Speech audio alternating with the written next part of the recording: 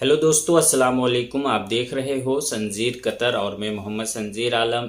इस वीडियो में आप लोगों की तरफ से पूछे गए 7 सवालों का जवाब देने वाला हूं। तो चलिए वीडियो को शुरू कर ले। इससे पहले आप लोगों से एक छोटी सी रिक्वेस्ट है, अगर आप लोगों ने अभी तक चैनल को नहीं सब्सक्राइब किए हैं तो चैनल को सब्सक्राइब कीजिए और साथ में जो बेल आइकन है इसको दबाना बिल्कुल ना भूले।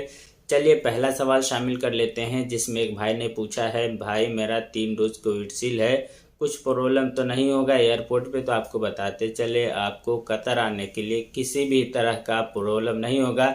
आपने वैक्सीन लिया है तो भी, आपने वैक्सीन नहीं लिया है तो भी, ठीक है। इस पे मैंने कल ही वीडियो अपलोड किया था इस बारे में, आप उस वीडियो को जाकर के एक बार ज़रूर देखें। दूसरा सवाल शामिल कर लेते हैं, जिसमें एक भाई ने लिखा है, भाई मैं अरुण, 5 नवंबर को मेरा फ्लाइट है, वैक्सीन पेपर होना ज़रूरी है क्या? तो आपको बताते चले, कतर आने के लिए फिलहाल वैक्सीन पेपर होना जरूरी नहीं है। तीसरा सवाल शामिल कर लेते हैं, जिसमें एक भाई ने पूछा है, एतराज अप्रूवल चाहिए? तो आपको बताते चले, अगर आप नए वर्क वीजे पे आ रहे, पहली बार आ रहे हैं, तो आपको एतराज के वेबसाइट के तरफ से अप्रूवल ले लेना चाहिए। इससे क्या फ़ायदा होगा, आपने कतर से बाहर जो वैक्सीन लिया है वो वैक्सीन एतराज के जो मोबाइल एप्लीकेशन है उसमें ऐड हो जाता है, उसमें आपको वैक्सीनेटेड दिखाता है, आपने कितने दिन पहले वैक्सीन लिया वो वैक्सीन आपको वहाँ पे मिल जाता है। इसके अलावा अगर आप कतर में आकर के कतर के MOPH के वेबसाइट से अगर वैक्सीन सर्टिफिकेट डाउनलोड करना चाहते हैं तो आप कतर आने से पहले आपको एतराज के वेबसाइट पर वैक्सीन सर्टिफिकेट अपलोड करना होगा, तभी आपको कतर आने के बाद कतर के MOPH के तरफ से आपका वैक्सीन सर्टिफिकेट डाउनलोड किया जा सकता है। अगर आप रिटर्न कतर आ रहे हैं तो आपको एतराज के वेबसाइट से अप्रूवल लेना जरूरी नहीं है। चौथा सवाल शामिल कर लेते हैं, जिसमें एक भाई ने लिखा है, घर की आईडी कंपनी में चेंज करने में कितना टाइम लगता है? कितना टाइम लगता है इसके लिए आपको बताते चले, अगर आप जिस घर में काम किए हैं 2 साल से कम काम किए हैं तो आपको 1 महीने का नोटिस पीरियड मिलेगा, तो आपको 1 महीने के बाद ही अप्रूवल मिलेगा। अगर आप 2 साल से ज़्यादा काम किए हैं तो फिर आपको 2 महीने का नोटिस पीरियड मिलता है। तो करीबन आपको चेंज होने में 2 महीना लग सकता है या 3 महीना भी लग सकता है घर से कंपनी में जाने में। अगर आप घर से घर में ही जाते हैं तो आपको ज़्यादा दिन नहीं लगेगा, कुछ मिनटों में भी आपका काम हो सकता है, क्योंकि घर से घर जाने में आपको मित्राज 2 के जरिए से काम होता है। चलिए 5वां सवाल शामिल कर लेते हैं, जिसमें एक भाई ने लिखा है, सर मुझे घर जाना है, कैसे जाऊं सर प्लीज़ बताइए? तो यहाँ पर आपको बताते चले, आपने लिखा है मुझे घर जाना है, कैसे जाऊँ?